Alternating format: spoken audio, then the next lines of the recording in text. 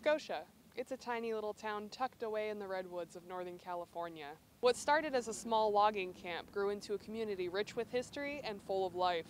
Much of that history can still be seen today. Scotia is one of, if not the last, company-owned town in the U.S., and in as little as 3 years, that may be a thing of the past. Here we have an existing community that we want to make compliant with modern law. This is the president of the town of Scotia, Frank Basic. He's led the charge since 2005 for Scotia's transition from a lumber company's asset to a community services district. He says that it can be a daily struggle to take such an established town like Scotia in a completely new direction. And so we have old infrastructure and other challenges that we have to meet day by day. We do today own the churches and the movie theater, and we provide the water service and the sewer service and the fire department and the like. We're faced with sort of a dual goal. We want to maintain as much as we can the unique community and culture that is Scotia, but we want to bring it into the 21st century at the same time. For more than 140 years, the Pacific Lumber Company, or PALCO, has managed every last detail of the town, all the way down to taking care of the residents' lawns for them.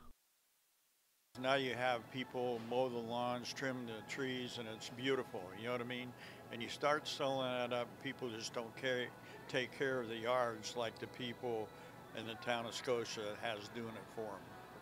Over the years, Scotians have seen their town change dramatically. It's gone through many phases, and people like Mel, a grocery store butcher in the town for over 30 years, have seen it all. It's just sad.